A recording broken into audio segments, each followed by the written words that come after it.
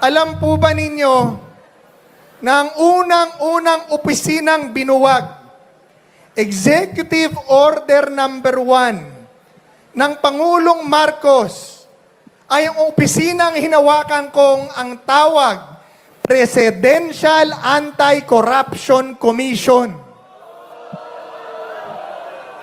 Ito ay nagpapahiwatig ng laganap na korupsyon na nakikita natin ngayon.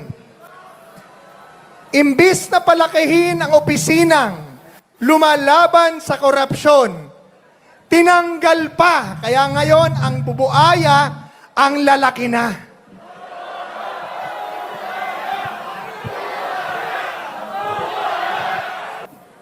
Pero nais ko pong ikwento ng bahagya sa inyo ang isang issue na hindi pa masyadong napag-uusapan. Suriin po natin ang batas ng tama at walang pagkiling.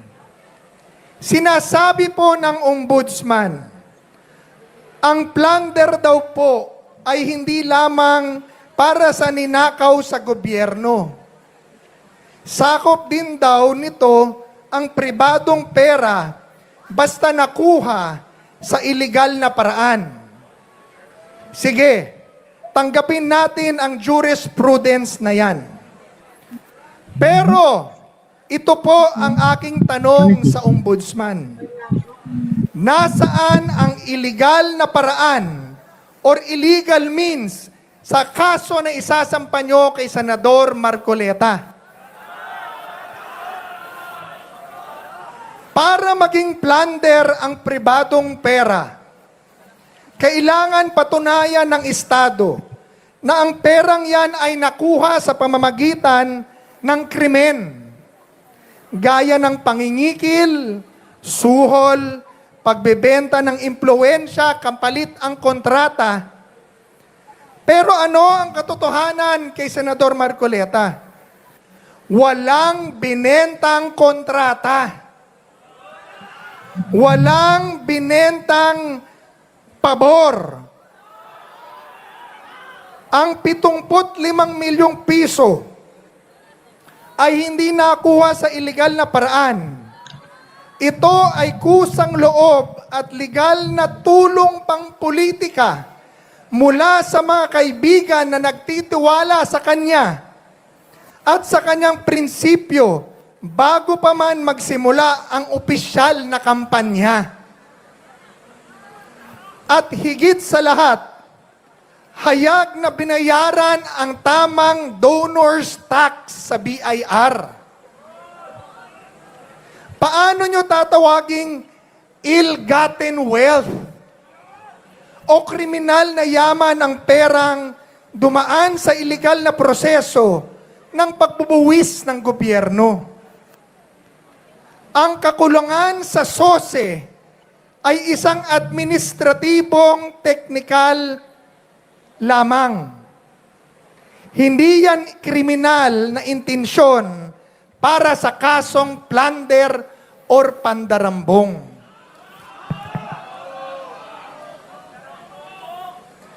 Kung pag-uusapan natin ang donasyon sa kampanya, at ang pagtanggap ng milyong-milyon mula sa pribadong tao, bakit si Senador Marcoleta lang ang nakikita ninyo? Silipin din natin ang Malacanang noong 2022. Si Pangulong Bongbong Marcos nakatanggap ng 624 milyon mula sa pribadong donor. At sino ang mga nag-donate? Si Secretary Anton Lagdameo na ngayon ay Special Assistant to the President. 247.32 million pesos. Ano siya ngayon? Espesyal na assistant ng Pangulo sa Malacanang, gabinete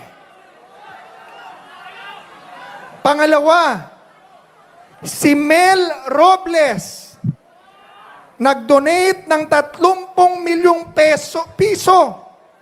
Ngayon, siya ang general manager ng PCSO. Ikatlo, si Secretary Francisco Chu Laurel Jr., nag-donate ng 30 milyong piso sa partido. Ano siya ngayon? Kalihim ng Department of Agriculture.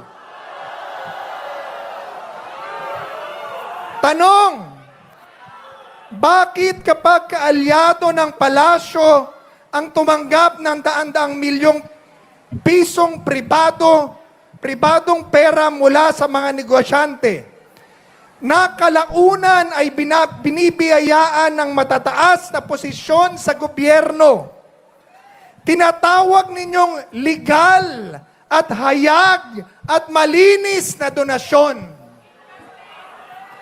Pero kapag ang isang tapat na mambabatas tulad ni Marcoleta ang tinulungan ng mga kaibigan para sa kanyang advokasya, ginagawa ninyo ng kriminal ang kahulugan ng pagkakaibigan at tinuturing ninyo itong indirect bribery.